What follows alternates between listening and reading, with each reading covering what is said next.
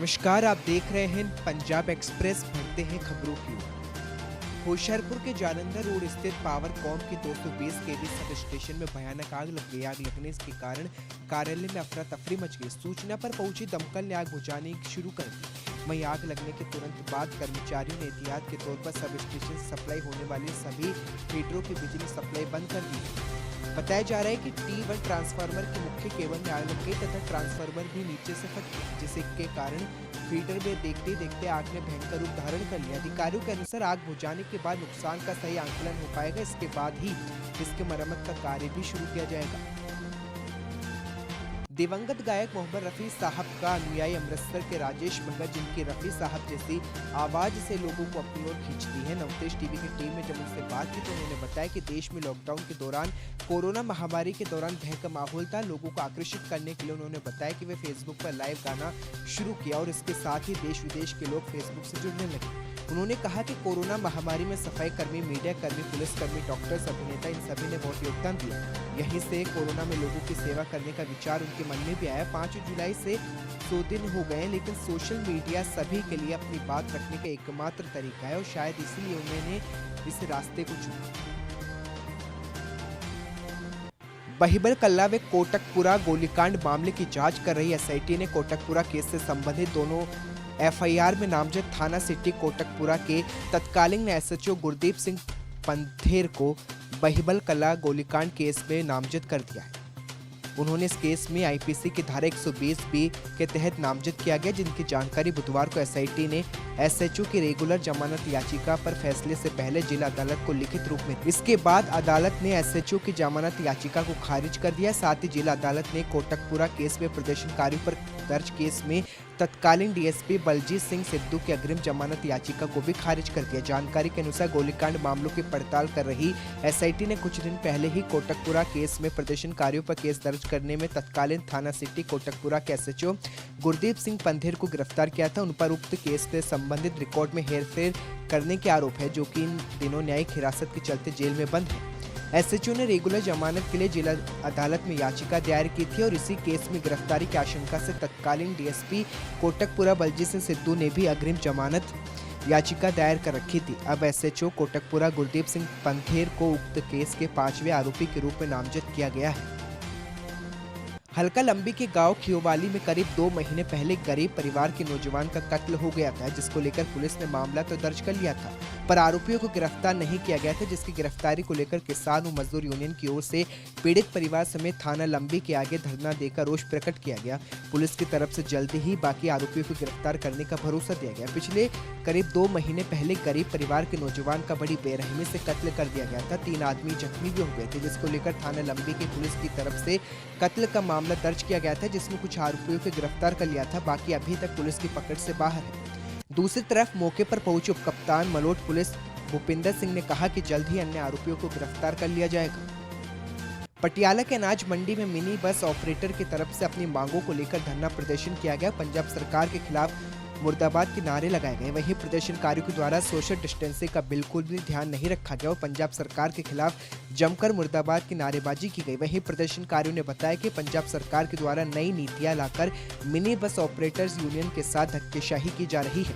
धरना देने पहुंचे लोगों को पुलिस की तरफ से हमें रोककर अनाज मंडी पटियाला में बैठा दिया गया।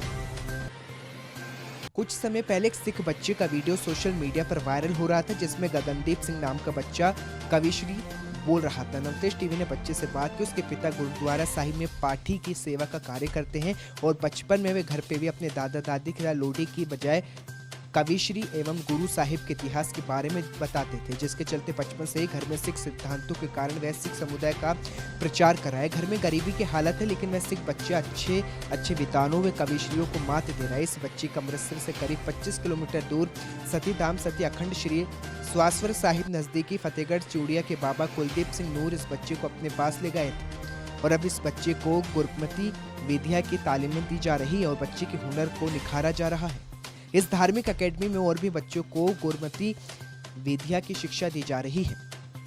देश के बॉर्डर पर जब भी जंग का माहौल बन जाता है, ज्यादातर पंजाब के सिख फौजियों ने अपनी विशेष भूमिका निभाई और अपनी जान की परवाह न करते हुए दुश्मन के दांत खट्टे किए हैं, जिनमें कई फौजी जवानों की कीर्ति चक्र देकर देश के राष्ट्रपति की तरफ से सम्मानित भी किया गया है, जो कि मान सम्मान अब फौज की नौकरी दौरान ही सीमित रहता नजर आ रहा है, क्योंकि जो मान सम्मान उनको रिटायरमेंट के बाद भी मिलना चाहिए वो उन्हें नहीं मिल पा रहा। उस मान सम्मान के लिए जवान दर दर की ठोकरें खा रहे हैं, परंतु उनकी कोई सुनवाई तक नहीं हो रही। ऐसे कुछ घटा है जिला फिरोजपुर के रहने वाले सूबेदार चरण सिंह के साथ, जिनकी बहादुरों के किसी को देखते हुए देश के राष्ट्रपति की तरफ से कीर्ति चक्र देकर सम्मानित किया गया था। जानकारी देते सूबेदार चरण सिंह ने बताया कि सरकार की तरफ से रिटायरमेंट फौजियों को अनदेखा किया जा रहा है, क्योंकि उनको ना तो टीए बिल दिया गया है और ना ही उनको पेंशन मिल रही है। इस तरह कई और सहूलियतें हैं जो उनको नहीं मिल पा रही। उन्होंने कहा कि अगर फौजी जवानों की पेंशनों में कटौती की जाती है तो उन कैप्टन सरकार से मांग की है कि अगर फौजी जवानों को उनका बनता हक दिलाया जाए।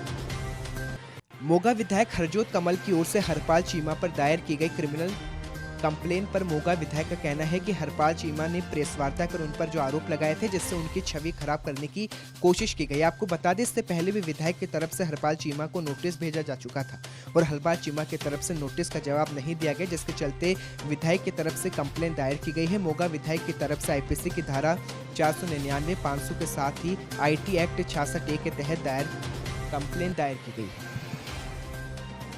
खबर फरीदकोट से है, जहां प्राप्त हुई रिपोर्ट्स में गुरु गोबिंद सिंह मेडिकल अस्पताल के हड्डी वार्ड से संबंधित 11 डॉक्टर्स कोरोना पॉजिटिव पाए जाने के बाद अस्पताल के हड्डी के वार्ड को बंद कर दिया गया। इससे रोगी से संबंधित OPD को भी बंद कर दिया गया।